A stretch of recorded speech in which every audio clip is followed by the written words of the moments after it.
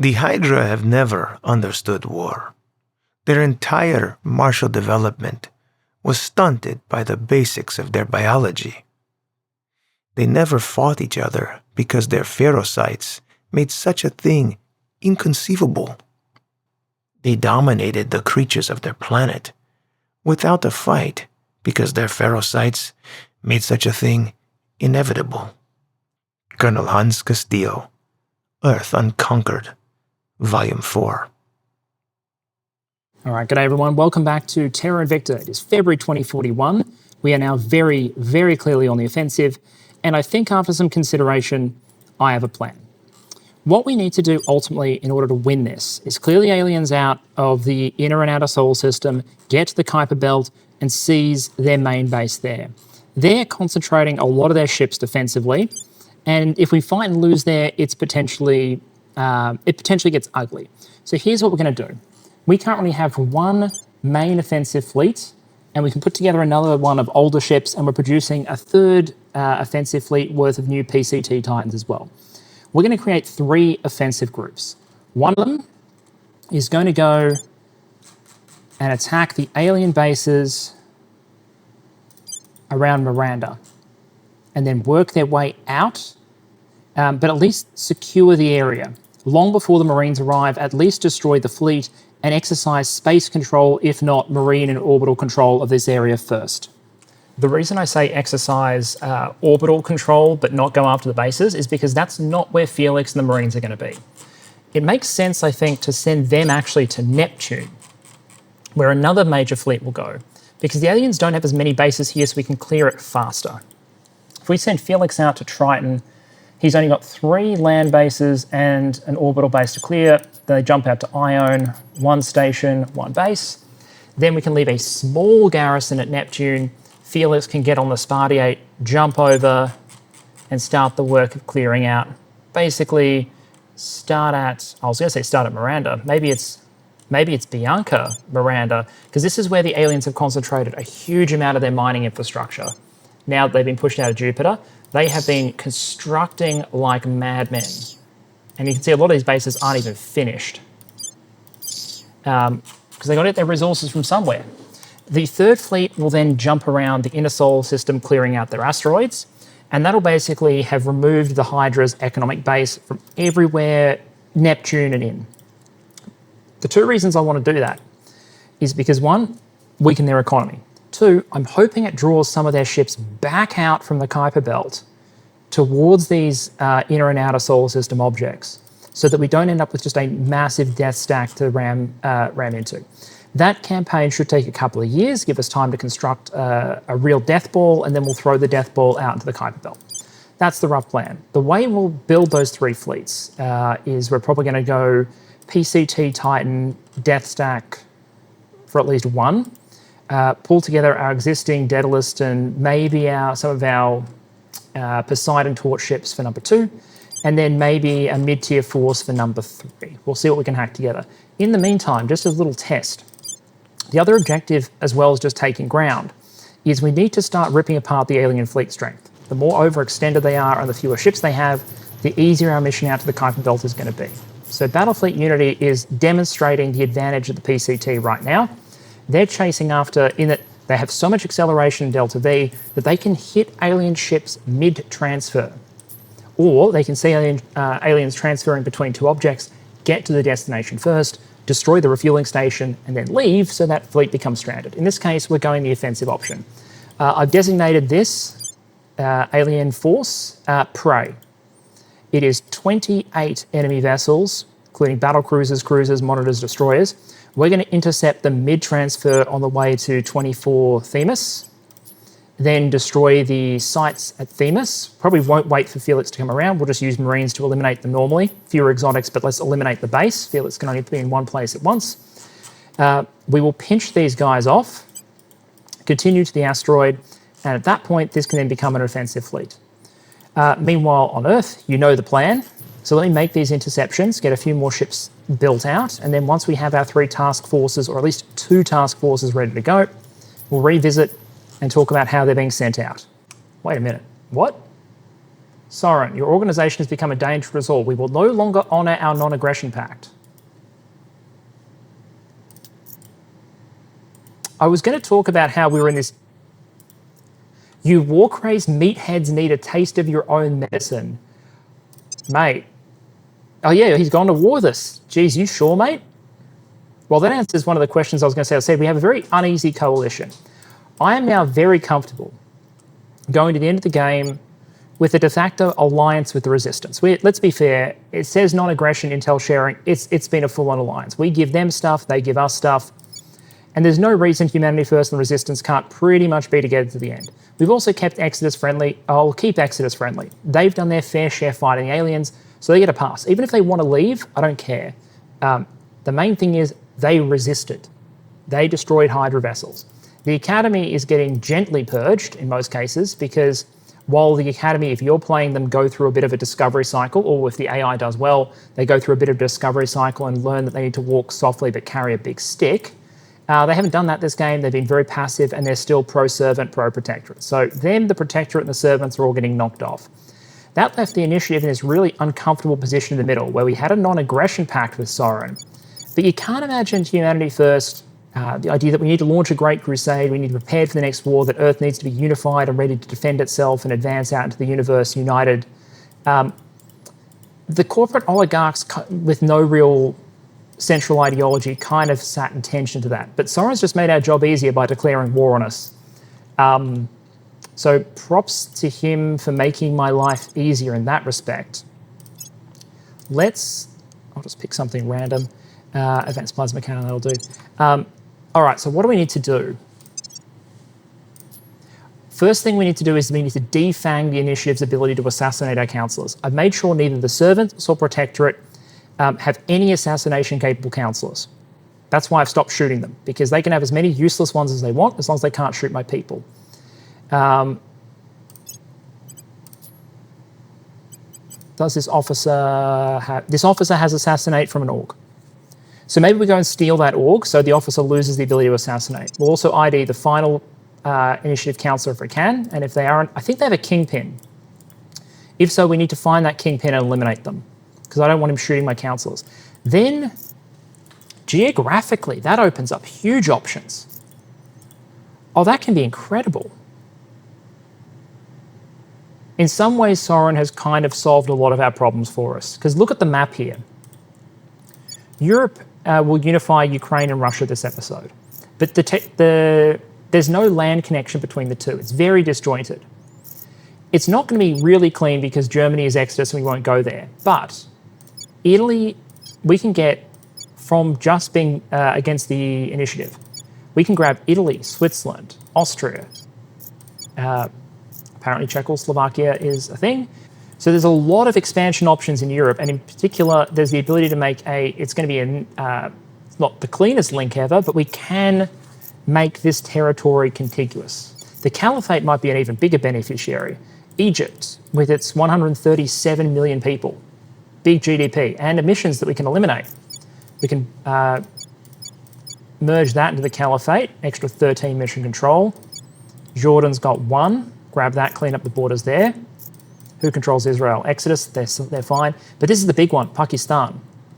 Now, we could eat it into Mega India or the Caliphate. We'll eat it into the Caliphate because I think all of India's claims are innately hostile. So we'll merge Pakistan into the Caliphate, and then Super India. Super India can get the 200 million people in Bangladesh, the 66 million people in Myanmar, 73 million in Thailand, and link all of this territory up. This is so good for Super India.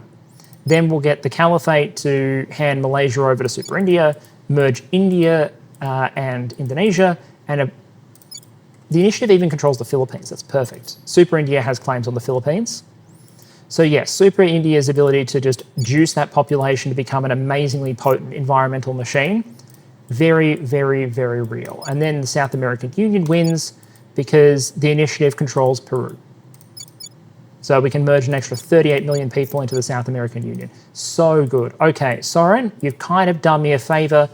In a weird way, I appreciate the honesty, and I appreciate even more the cleaner borders. Although For the troops in the American military, they're not going to get to go home much over the next 2 years.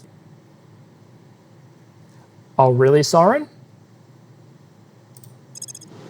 Man, he's not playing.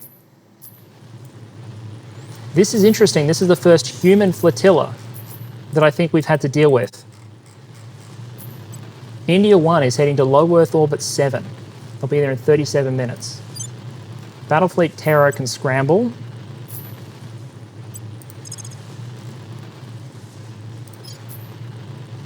We can be there in about the same amount of time. You really want to do this, Soren? Apparently he does. So we have a human battlefleet on human battlefleet engagement. I imagine this is probably emotionally a very different exercise for Battlefleet Terra compared to engagements against the Hydra, going up against other humans. But from a practical perspective, traitors to humanity are traitors to humanity, whether they're trying to hand the planet over to the aliens or dominate it for their own corporate greed. So torpedoes away. The interesting thing here is looking at the initiative fleet, it actually looks a lot like our fleet did, but a couple of years ago. It's mostly going to be missile monitors and missile escorts, with a couple of ships armed with green arc laser cannons to bulk out the force, and a couple of PD ships. As you can see, what they don't have is a late-game 960cm UV phaser on a Melbourne-class Titan that probably displaces more than most of their fleet, but I'm using to just pick up a couple of lightly armoured ships from the start of the battle. Their PD lasers are firing, but missile density should be high enough. They're using human PD, not alien stuff. And our Athenas should arrive much sooner than their Artemis. And even then, the point defense on that Titan alone is probably enough to handle the entire missile swarm. So as you can see, we are just eating through their formation. Those are all torpedoes that failed to retarget after destroying their initial targets. But over the course of several waves, all these ships should get hit, and anything that's not destroyed by the lasers should have a torpedo with its name on it. There we go. More kills, more kills.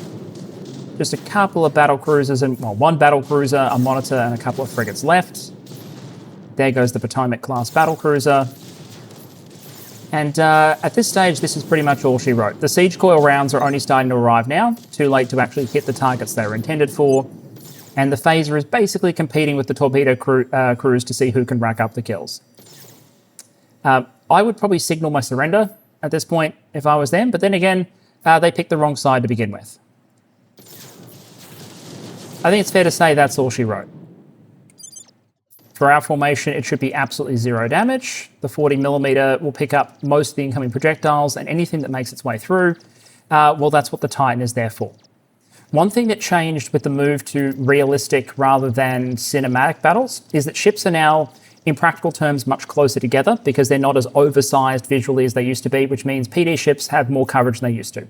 That is a clean sweep. A lot of promotions. They did destroy a module, which I'll repair, and then wreak vengeance. Then at the other end of the technical spectrum, we have this. Battlefleet Unity has caught up to its prey. This is a large alien battle fleet. In terms of actually combat-capable ships, I think they actually have the advantage because we have a number of marine ships keeping up with us, so it should be about even in terms of numbers, but we should have a significant advantage in terms of displacement and also firepower. Our force is almost entirely dreadnoughts and Titans, and while the aliens can eventually produce technology to compete with the likes of the PCT torch, the 960cm UV phaser, etc., as I said, they can't start building a lot of that stuff until, on veteran difficulty, 2042. So for the moment, we have the advantage. Let's use the PCT to catch up with them, because it's a pursuit scenario. They're running, but we have more acceleration and a lot of DV in reserve. We will burn, we'll catch them, and then we'll demonstrate to them just how far these monkeys have come since they first turned up in our orbit. Here comes the burn. Because with the PCT on our side, at last, the aliens don't get to choose to disengage whenever they'd like. For their part, what happens is the aliens figure out what's going on. They figure they have to stand and fight. So we start to see a number of burns. These burns from the aliens serve two roles. Firstly, they control the rate at which the forces are closing, and also they have an evasive purpose. The aliens will try and burn their main force a little bit in order to try and avoid big incoming coil rounds. This is part of the reason coils and phasers can work so well together.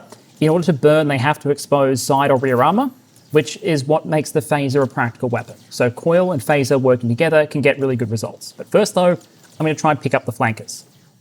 They are sending a bunch of torpedoes, as you can see from those purple dots on the overview. But we have so much point defense on the Phaser Titans because the only hull weapons our Phaser Titans mount is Phaser PD boosted by a whole bunch of advanced laser engines. And at this point, they're also tending to get officers promoted that make those point defense weapons even more effective.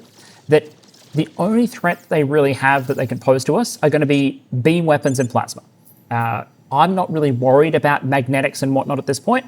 And as you can see, we are already popping flankers, and I'm allocating and reallocating priority targets for those Champion Block 2 Titans. This is the Audrey Grove, along with other examples of the first flight of our Champion-class ships, like the Nick Johnson, the Hans Castillo, various ships named after the rest of our council. Of course, the Max Bichardo, historical hero of Humanity First, is in the mix. And as a bit of a diplomatic outreach and propaganda exercise, so too is the Fiona Iowade. Because what I can imagine at this point diplomatically we're really pushing is this idea of the united anti-alien front, but of course with us in the lead of said front. There is a massive surge, as you can see, of alien magnetics now engaging, but the phasers should be continuing to pick off the escorts. As you can see, I'm watching the flankers first. Once I can eliminate these, the central body of alien capital ships I'm less worried about. The coils can really bully them, and PD can hold back everything except for those big laser weapons and some of their plasma. I'm just watching alien ships turn red, because as they flank and expose sides, that's what the phasers are boring through. You can achieve some of this effect with the UV arc laser in a large enough size. You can. But the phaser fires twice as fast and is effective against armor at longer distances. So if there is a place to use exotic materials, I tend to think it's reactor first if you want to use something like ICF-7 in order to make your drives work. Number 2 is probably the big phasers. You can also use them for upgraded coils. Some people like that. I'm a big fan of the beam weapons getting the allocation, not things like radiators, not things like heat sinks. Some people really love hybrid armor. I see that as something that you might bring out later if you're dealing with alien, for example, X-ray and gamma lasers. At the moment, where we're still dealing mostly with violets, we can kind of bully them with what we've got. Speaking of which, some of these flankers have actually survived long enough that the smaller coil weapons that some of our ships have can actually engage them too. Not the siege weapons, but the smaller stuff. And I have noticed dreadnoughts and larger ships do sometimes tend to do this with their targeting priorities. They'll keep throwing the siege rounds at the big stuff they think they can hit, and they'll use the hull weapons against the smaller stuff as well, which is what we can see happening here. Unfortunately for the coil ships, the aliens are capable of burning in the process, opening things up for the laser titans, and so the coils will have to save it for the capital ship, so to speak, if they want to get any kills on the board. We are taking a little bit of damage, you'll notice. Not much, but a little bit, mostly from incoming alien plasma fire.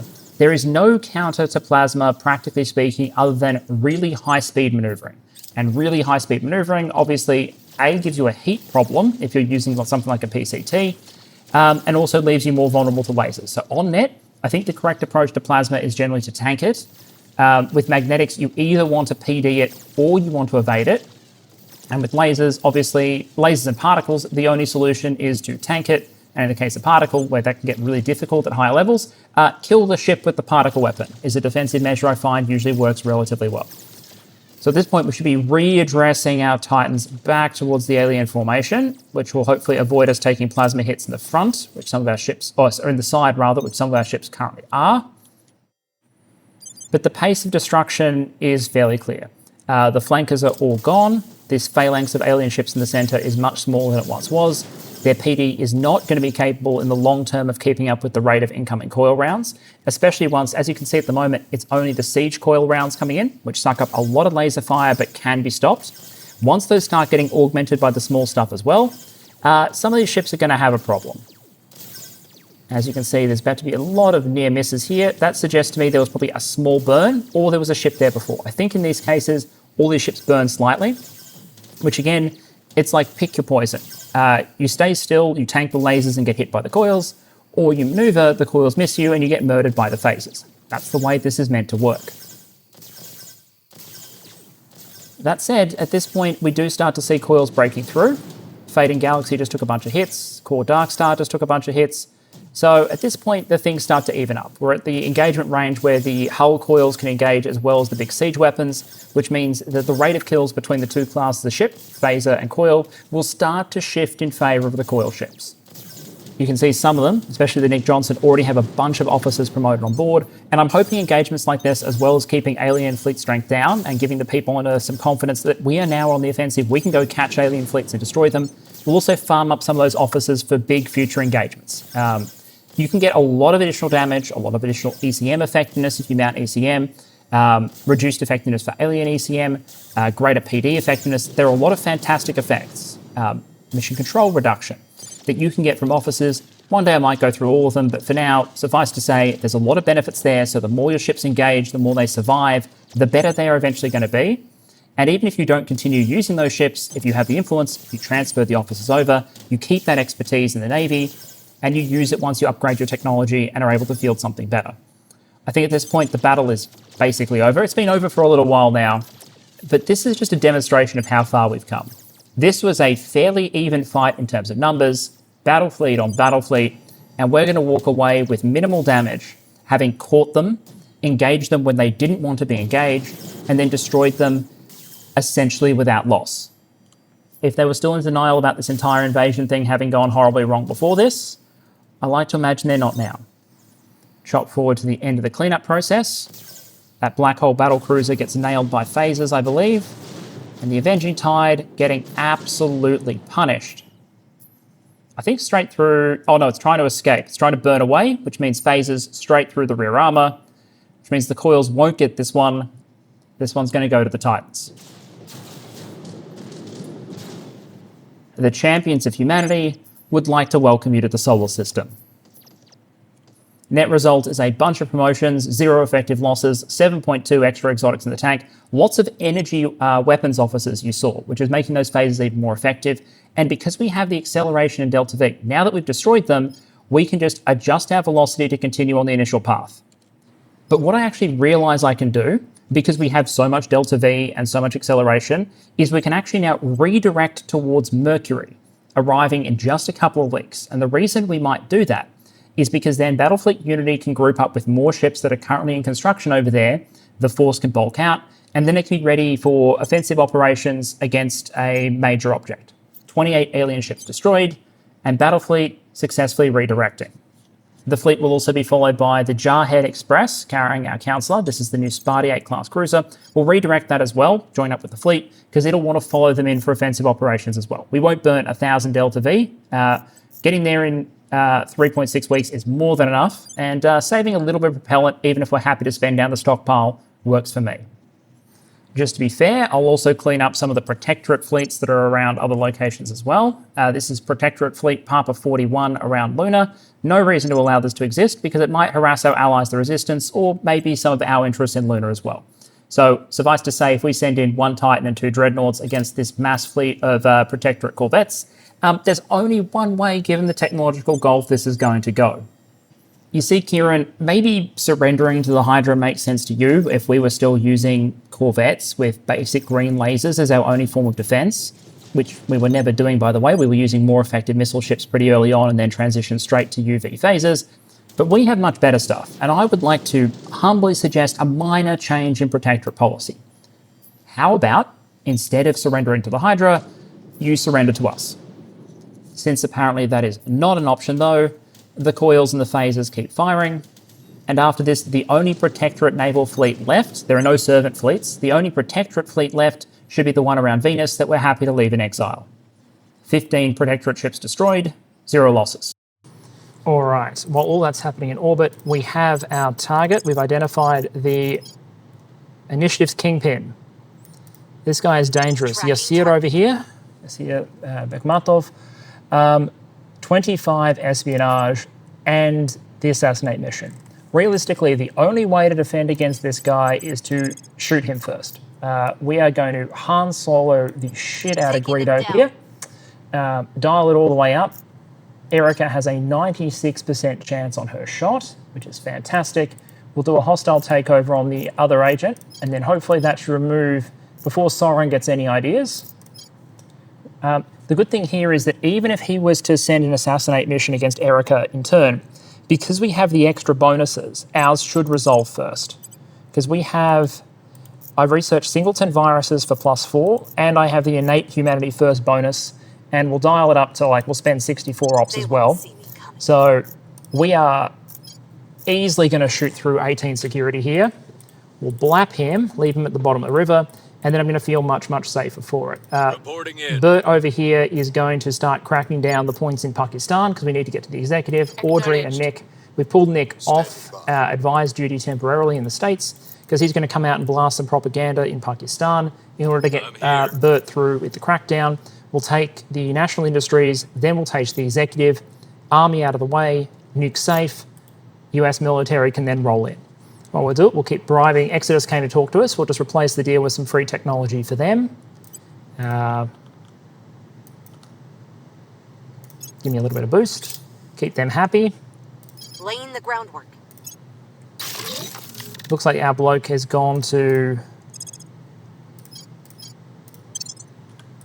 I did some tech swapping before. I was just cleaning up the techs. Now, Erica, would you kindly... Turns now take 3 weeks. Problem solved. Bang. All right. Well, they'll know we did it because it wasn't a crit, but too bad, so sad. What are they going to do about it without an assassin? Okay, it's June and we've got a lot of action. I'm sending in Audrey to start up some wars. The Caliphate will go first. I think no, actually, no. What we'll do is we'll declare war on Pakistan first. Sorry, that's what I'm doing because the Americans are arriving. We have the executive in Pakistan, so let's move the strike corps out of the way. Great. And the Americans can roll into Islamabad and absorb this into the Caliphate. India does not need to be involved. Its first wars. What we'll do is we'll bring the Republic of Chinese militaries over as well, combine them with the Indians, and they should be good enough. Bangladesh has a tech level 3.4, so does Myanmar. So India with tech 4.2 and China with 4.1 should be able to handle it, while the Americans are dealing with Pakistan and later Egypt. America is up to tech level 5.6 and climbing. Nice. Meanwhile, in space, we finally have our task groups are starting to form up. Battlefleet Unity did a quick pit stop, diverted to Mercury, as I said, picked up some new construction, so it's now 23 Titans and Dreadnoughts. Not looking half bad, plus 1 cruiser. And they're on their way to Triton now. Carrying Felix, we'll meet some additional Marines will be constructed. They'll meet them there, and we'll start clearing out Neptune as planned. Meanwhile, orbital dominance will be secured, hopefully around Miranda, by the new Battlefleet Crusader. These are also these are older ships. These are all Daedalus drive vessels, but they've still got the same offensive power.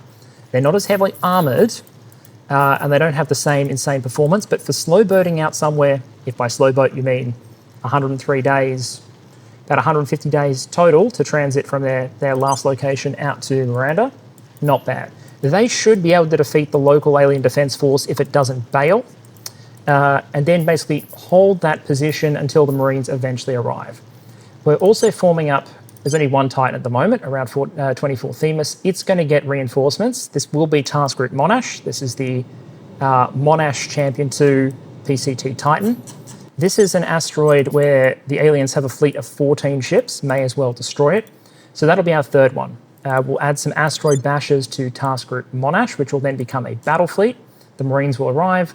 We'll clear out 24 Themis, and then we'll have our asteroid bashes, our force, as you can see, going out to Uranus, and our force going out to Neptune. Wars for space, wars on Earth. It's humanity first. We do war, but we win.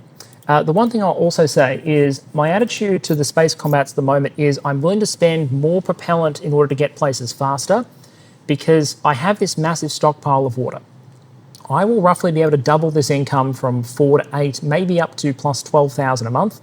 But in the meantime, I'm happy to spend down the stockpile rather than end the war with a massive water stockpile. Let's spend it to get more pace happening now while we have the advantage.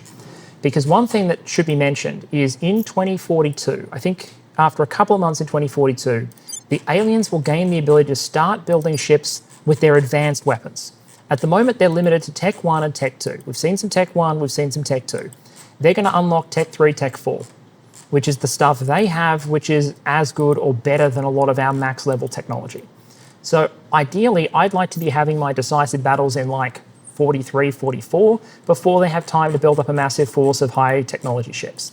I want to be slaughtering these legacy designs and then wiping out their economy and their shipyards before they can take full advantage of their advanced weapon systems. That's the plan. Battlefleet Crusader arrives 103 days. Battlefleet Unity arrives in 81 days. They have the Marines that are going to be traveling with them. And I'm also sending these reinforcements just to help hold Jupiter. So we just left a small garrison of Titans behind. We had so many of these small little escorts hovering around Titan that I figured it made sense to transfer them and one flagship, which has got the fleet bridge for all these, just transfer some of the swarm rather than decommissioning them, float the former raiders back over to Jupiter in order to bulk out the defense fleet there. So we end up with a strong defensive presence in Titan, a strong defensive presence in Jupiter, and offensive actions happening pretty much out until you start getting into the Kuiper Belt in the very outer solar system. We are wearing the alien forces down dramatically. They are down to 158 ships. 24 of them are already committed to low lunar orbit. We'll smack them on arrival. We might try and get our asteroid bashers out to QF99, Exadius, because that's got a large fleet there. And 24 Themis, as you saw, Monash is already there. As soon as reinforcements arrive, we'll engage this force as well. I want to be destroying alien ships, just as I have been, faster than they are being built, while also stripping away their ability to build them. Okay, we have American tanks rolling towards Islamabad. Meanwhile, we're going to set policy in India to declare war on Bangladesh. I'm bringing the Chinese armies over. The Indian military is on the way. I just want to flag this. While this is happening, the servants, they just don't give up. There are no Hydra on Earth. There are barely any Hydra in the inner solar system. Like, their whole plan is pretty much dead on arrival. And yet, here are human counselors, Miss Mackenzie Dodge over here, that are literally abducting humans for the Hydra. There are no Hydra operatives to do abductions, so the servants are doing them for them. I'm ready to sabotage the mission. Rolling the bloody tanks. Oh, interesting. We have also found a drifting device. So our ships have found a small artificial object. We have a look at it. And here we go. What we found is surprising. The device's layout and composition does not correspond with what we previously observed about the aliens' technology. Whereas the alien ship's evince a kind of grace and beauty, the device is crude and menacing, designed for long-term survival in the vacuum of space over the duration of many years. In short, we don't think this is the product of the aliens, but of another species. On a tactical level, of course, our researchers were able to partially disassemble the device to study some of its components. And it goes on to say most of its systems are one of three things: sensors, very powerful computer systems, and also long-range communication systems. Taking it apart gives us some very powerful bonus to military and mission control investments, but the key thing from a story perspective is what this is. If you don't want spoilers, feel free to skip the next section, because I think what's about to happen is we'll get some insights from the Hydra, and then I might add some insights from the other storylines. So we talked to our Hydra captive about the strange device, and apparently, perhaps because it's very bored having been locked up for years, it was delighted to show off its knowledge, and it tells us the device we found isn't a Hydra device. It was made by the Salamanders. Those are the aliens that are now enslaved by the Hydra, but they're also the ones who destroyed the Hydra homeworld, I believe, by throwing a kinetic kill vehicle at it. So as we have our first birth in space, presumably a new candidate for the Marines being born aboard Fleet Base Malleus around Titan, also presumably genetically engineered because we have that technology, that discovery is meant to highlight there are more threats out there in the galaxy than just the Hydra. And even if we beat them, others like the Salamanders will still be out there. Okay, maneuvering thrusters firing. Battlefleet Crusader has arrived around Miranda, and we'll go kill the two ships of Invicta 734 that have just come out of the shipyard. But here's an interesting phenomenon for you. They're running. There we are. This used to be the garrison. They're bolting for QF99 Exadius. They're running. If you go out to Neptune, Battlefleet Unity is now operating. We've landed on the station. Alien fleets have all pulled out. Victor 563. They're running. So everyone is now going over here rather than fighting our Titans. Now, we could chase them. We have the Delta V. We could disconnect our Titans, go chase these fleets down and destroy them. I think instead what we're going to do is put together the third asteroid bashing force, Task Group Monash, which is now grouped up with a whole bunch of reinforcements, and and some marine ships. This is our third force. It needs a few more reinforcements, but this is our asteroid bashers. They will resupply and rearm quickly, and then they might be the ones who go and deal with these aliens. Now, what we might be able to do, so we could disconnect the Marines from Task Group Monash, which would give us more maneuverability. And then what we could potentially do is get to Exadius before most of the aliens do, and then defeat them in detail on arrival, like defeat them 15 ships at a time. Because this is 268 days. They're going out to try. He'll get slapped. That's a 758-day transfer. I'm not sure we even want to wait around for that. But that's because there are a bunch of garrison ships here which didn't have much Delta V because they were meant for local defense, and they've tried to escape with them. So yeah, what we might be able to do is get ahead of them. In fact, what could happen is if we destroyed the base that these guys are meant to be flying to, preferably 127 Delta V, they might be able to get somewhere else, but we might be able to destroy the refueling bunkers before they get there and thus leave these guys stranded without much of an option. Because they'd have 127 Delta V in reserve to try and redirect somewhere else. And I don't think they have many bases they can reach. And I don't think they have a platform kit. So that might be the go. Meanwhile, Neptune is being cleared. Felix has started his first assault missions. So we'll carve our way through Triton and then head out to Ione, which also has those alien bases on it. But we have them on the run. The question now is making sure they don't get a chance to rally and keeping up the attrition. Meanwhile, on Earth, by the way, the Indians and Chinese have arrived in Bangladesh. They're clearing it. Pakistan has been absorbed. The Americans are going to have repositioned over here. Why? Because they're going to be launching an assault on Egypt before long. And in South America, we've positioned a South American army. I'm bringing in one American reinforcement. That'll be for the attack on Uruguay. As you can see, the superstates are well and truly coming together. Egypt will really benefit the Caliphate. Caliphate's now up to 852 million. You're going to get close to that magic billion number. But it's India with its 1.8 billion that's about to cross the 2 billion mark. And then we'll climb it ever closer to 3, which will give it unparalleled environmental cleaning properties. I might tweak this because this last little bit of emissions reduction is actually really expensive. And it's probably better to only do it once, and it's going to keep going up as we absorb these countries. So I might slow down on the environment, either build more mission control or more likely build more economy just to get more investment points out of India. Europe also needs to democratize. I'm just building mission control for the moment. We've absorbed Ukraine. The real time to turn on government spending is when we absorb Russia, because the European Union doesn't claim all of Russia's provinces, but it will absorb them anyway. Those will become hostile claims, which means government investment is necessary to make those claims non-hostile over time, which will have the side effect of also cleaning up democracy. So consolidation is proceeding at pace. The initiative fleet has been smashed.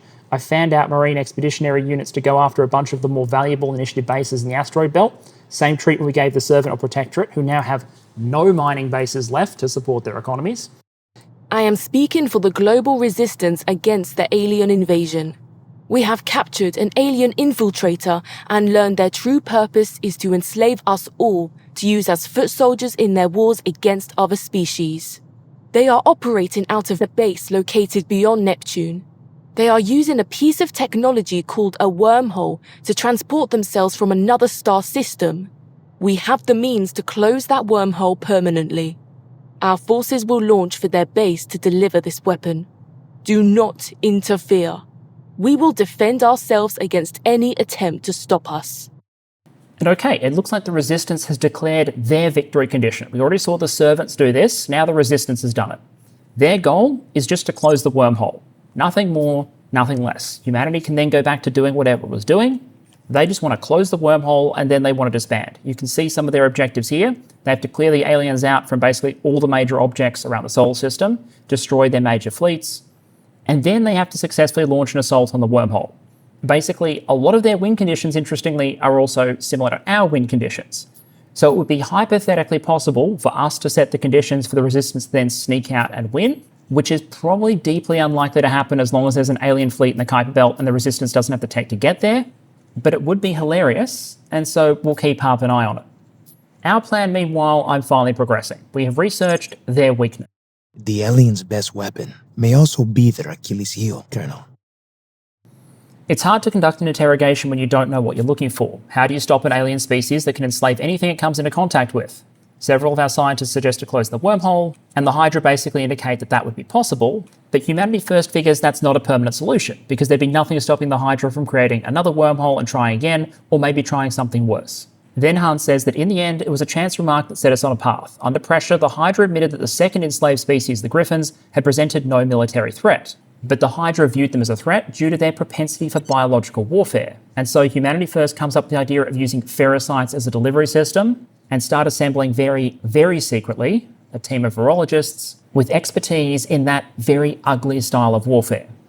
Hans also indicates that program is going to be very, very secret because you might get some diplomatic and political pushback if you decide you want to bring back the B in NBC. As a side note, this is part of the reason why I don't want to research my final objective technologies until the last possible moment. It's because once you openly declare your win condition, what you intend to do, like close the wormhole for the resistance, it can become clear to other factions that your goals are mutually incompatible, and so any alliances you have with the AI can start to break down. Okay, so here is what I have decided to do to keep up the pressure. Task Group Monash is going to intercept Victor 616 on the way to QF99 Exadius. So they should be able to kill the ships in transit and then arrive. There's also a bunch of Marines that are heading out to the Marines of Marine Expeditionary Unit Crayon, led by the old Crayon, which is no longer hosting Felix, but still in active service, leading all of these little chesty puller class corvettes. They'll arrive after the fleet does. They should be able to handle the Marine assaults, eliminate this as a base. Fantastic.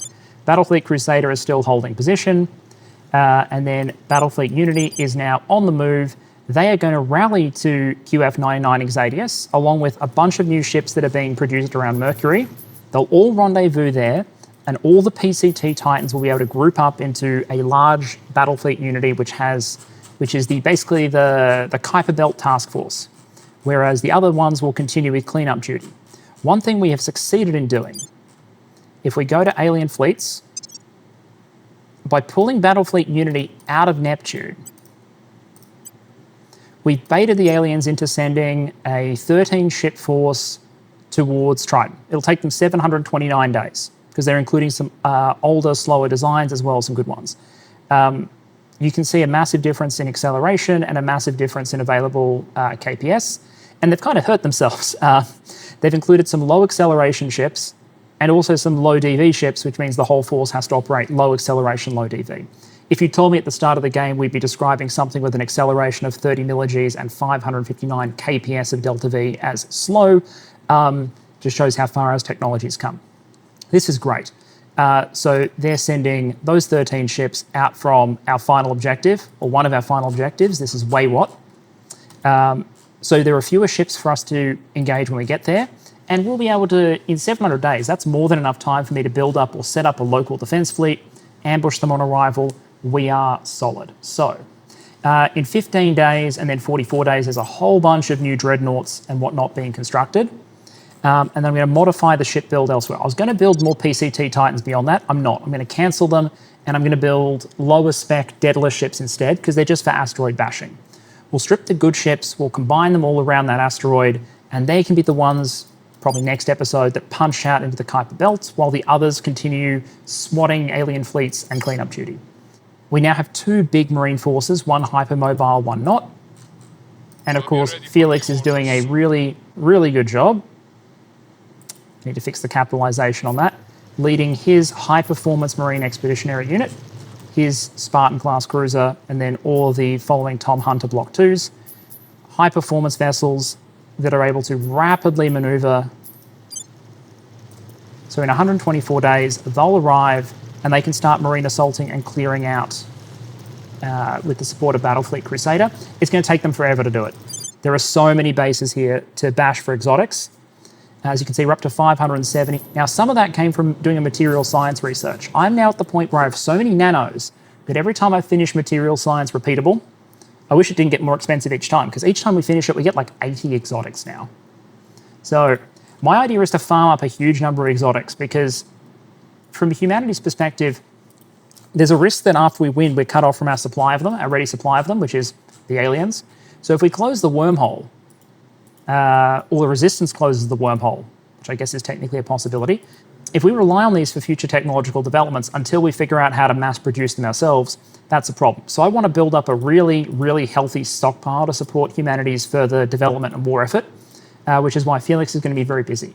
It's actually to the point where I'm considering building a second Spartan cruiser and pulling another counselor off Earth. It would leave me very short-staffed. And if I'd send Bert up, who would be a candidate, Prepping for next mission. another candidate might be Nick. I'm either going to lose an advisor for one of my big states, which I think I can afford to do at this point, or I'm losing my only investigator. I think the better call would be to lift, like, Nick Johnson here, give him a few more command points, lift him up, just so we can double the pace of marine assaults. It takes 3 weeks to run one.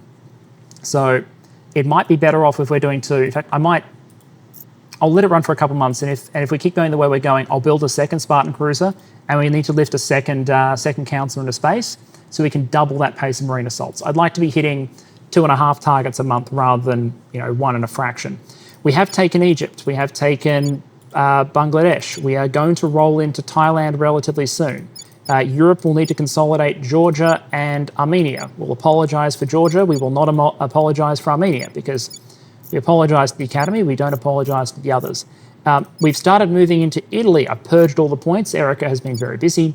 We'll federate it, unify it, and get to work on Austria, Czechoslovakia, Switzerland. That'll give us a nice big chunk of territory around here. European Union is 419 million, courtesy of this beautiful absorption of Russia. We should be able to get them up to roughly the $500 million mark, which is sort of like the respectable level of entry. US of North America is 540 million, for example.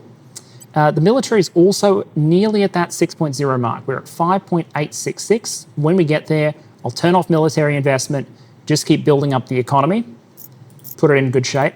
We're back up to the point where GDP per capita is about 56,000 per person. Remember, we did absorb Mexico and Canada, and Cuba.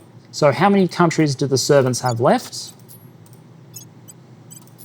The answer is 2. The mighty superstates of Mozambique and Somaliland, whereas the Protectorate has a bit of a larger pool of countries in Africa. In order to eliminate their holdings in Africa, we're in a bit of a bind because the big African unifier is based in Ethiopia, but that's Exodus, so we can't take that. What we might have to do instead is some regional blocks. Nigeria has a bunch of regional claims. Angola has a bunch of regional claims. I think South Africa has some regional claims. So if we take Angola from the Protectorate, I think we just invade it. If we take Nigeria from the Academy, we'll purge it. And if we invade South Africa again, we can then use those to absorb some of the surrounding states that are under hostile control. So, for example, Angola has a claim over the Republic of the Congo. Nigeria has a claim to Ghana. So, we can use some regional alliances to clean everything up a bit, noting that we can't do big African Union, which makes sense. We'll save that for the next playthrough without offending Exodus. But I'm happy generally with how the consolidation is proceeding. We have spent a lot of water sending our fleets around this rapidly, but I think we're getting the results for it. I said the military would be keeping busy, and keeping busy it is. The US military has cleaned up in Tbilisi. It is time to head on to Armenia in a second, but first, the India-China blob is going to be heading into Thailand, and with it, an extra 9 points of mission control. I'm up to 1,521 used of 1,542 available. And I now have so much money and influence that what I'm doing is just direct investing it into places. Because I could invest in more funding, but I kind of have enough funding, and I'm at the point where if I need to, I can, for example, sell 1,000 fissile materials for 25,000 cash. So I can afford to do things like go to South America or other places I hold and DI additional mission control. So, for example, a point of mission control costs 1.1 thousand cash and 394 influence in India. Let's do 2. 2,000 cash, which is half a month's income, 788 influence, even less than that, which means we don't have to distract from doing other things. Now, some of these priorities are incredibly expensive. Like 10 points of economy investment is 50,000 cash. It's ludicrous. But discrete cost stuff like mission control, actually reasonably affordable. But I will say The sense of progress, we're in the late game, but I don't feel like we're stalling. I feel like we are rolling 100 miles an hour. We are making ground, we are destroying ships, and in not that long, Task Group Monash, in 69 days, is going to score us our next kills. I think it's also worth doing a bit of an update on colonization efforts, because you'll notice the economy is looking much healthier now for a couple of reasons.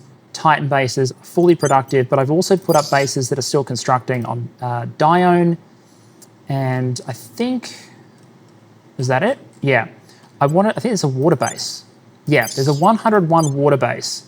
Dione 1 Bradford base, which was also very nobles rich. I didn't notice it before.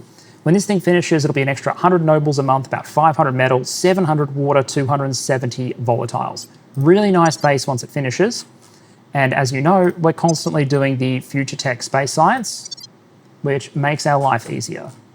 But the real sort of